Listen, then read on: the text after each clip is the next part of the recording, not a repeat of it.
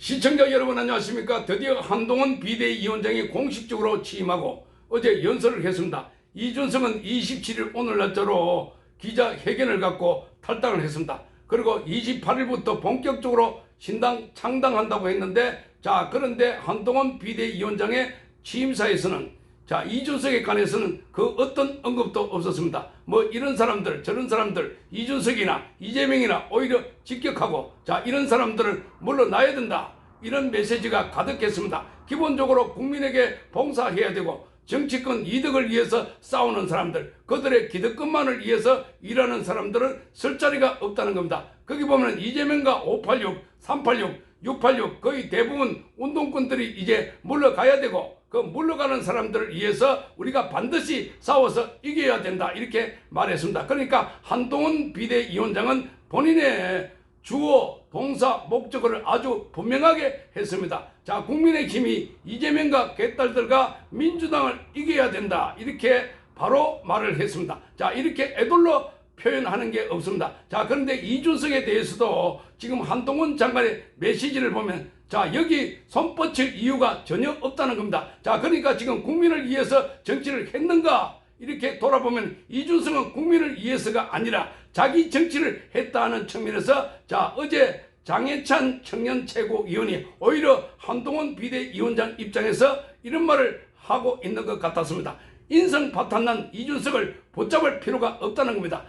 안철수 보고 EXX 이렇게 욕을 했고, 인요한 혁신위원장 보고 미스터 린턴이라고 모욕을 주는 발언을 했는데, 그리고 식당에서는 안철수에 대해서 자기와 관련해서 뒷담화했다라고 해서 거기서 안철수 씨 조용합시다 라고 이 고함을 지르던 이준석이, 그래서 이런 사람들은 이제 더 이상 정치 바닥에서 있을 존재 가치도 없다는 겁니다. 그야말로 국민들을 위해서 봉사하고 선당 후사가 아니라 선민 후사, 이걸 강조하고 있는 게 바로 이 한동훈입니다. 말하자면 국민의 힘을 위해서 일하자가 아니라 국민을 위해서 일하자, 국민의 힘이라고 하는 정당을 위해서 일할 필요가 없다는 겁니다. 그게 정당 결사체가 결국은 국민들에게 봉사하는 단체가 모인 것인데, 그런 측면에서 보면은 이준석이나 뭐 이렇게 당 안에 있는 그동안 많은 지탄을 받아왔던 인사들이 다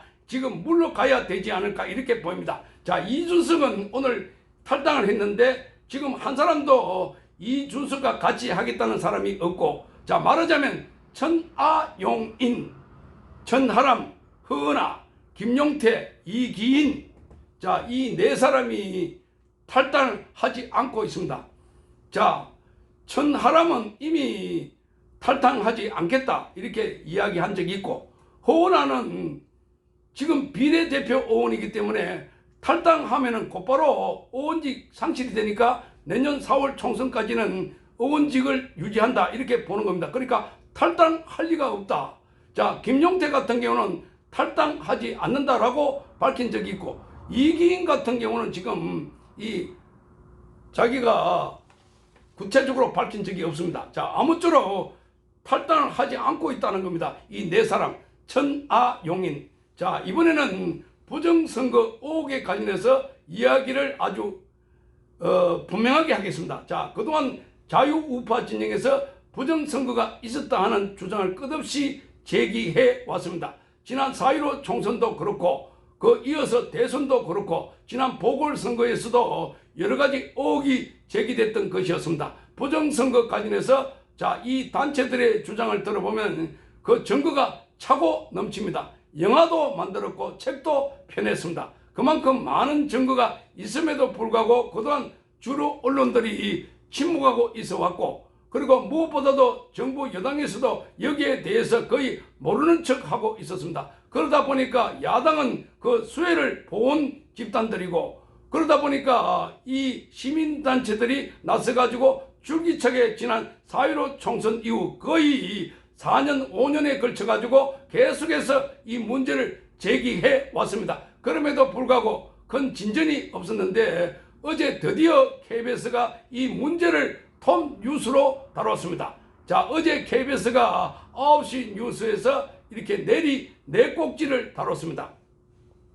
부정선거 의혹과 관련해서 그동안 선관위가 개표 절차에 수개표를 하겠다 하는 발표를 시작해서 그리고 선거 부정 의혹의 시비가 끊이지 않는데 과거는 어땠는지 과거의 사례를 쭉 취재를 했습니다. 자, 민경욱 의원 이 사건, 그러니까 이런 사건을 보면 63대 36 이런 일정한 비율로 더불어민주당과 국민의힘이 이 관외 사전투표에서 똑같은 패턴을 보이고 있더라.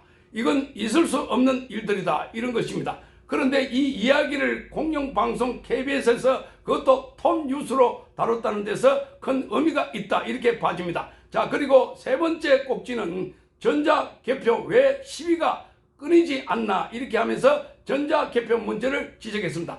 자, 네 번째는 독일과 프랑스 등 선진국 거의 대부분 수개표를 하고 있다. 이렇게 말하면서 이 네 꼭지를 그야말로 짝 병렬식으로 나누면서 현재 있는 선관위와 행안부가 수개표에 지금 점검을 하겠다. 수작업 개표를 통해서 이미 전자개표를 통해서 나온 부분을 모든 공무원을 다 동원해가지고 다 수개표를 하겠다. 그러니까 앞으로 공무원 외에는 투표 용지에 손을 대지 못한다. 이런 내용을 어제 KBS 9시 뉴스에서 중점적으로 다뤘다는 겁니다. 자, 독일의 경우 샤프트웨어 하자와 결과 조작 여부를 유권자가 알기 어렵다. 그러니까 소프트웨어 하자가 있는지 결과 조작에 대해서도 유권자가 알기 어렵다. 따라서 전자투개표 시스템 사용은 이헌이라고 이렇게 판결한 겁니다. 법원에서 이헌.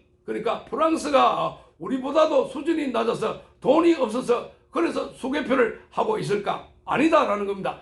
프랑스는 2003년도 제외 국민 대상으로 도입을 했는데 2017년부터 일부 선거구를 제외하고는 기표소, 직접 투표와 수개표로 다 전환했다고 합니다. 왜? 이 러시아 등의 외부 세력의 해킹 우려가 정보기관에서 제기했기 때문이라고 합니다. 자, 이 프랑스뿐만 아니라 독일도 전자개표, 투개표 도입 10년 만에 2009년도에 전면 수개표로 전환했습니다. 뿐만 아니라 타이완도 2019년도 말에 중국 당국의 선거 개입을 차단하기 위해서 전면 수개표로 전환했다. 이렇게 말했습니다. 자, 그래서 이하여대 법학전문대학원의 최원목 교수 인터뷰를 KBS에 실었습니다. 선거 과정에 개입해서 자기 나라에 유리한 후보를 지원한다든지 이런 움직임이 벌어지고 있다고 상당한 합리적 의심을 하기 시작했다. 이렇게 말을 하고 있습니다. 그 밖에도 캐나다와 스위스, 스웨덴 선거 역사가 깊은 선진국들도 전자개표 시스템을 폐지하고 전면 수개표로 전환했다고 KBS가 보도했습니다. 자, 이렇게 크게 네 가지로 네 꼭지로 콕 집어가지고 핵심을 보도했습니다.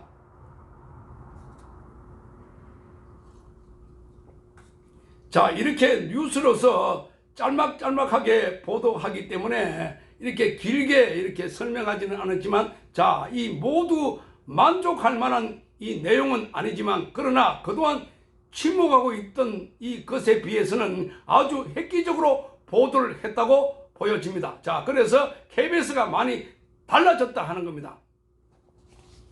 KBS의 정상화가 지금 시작되고 있다.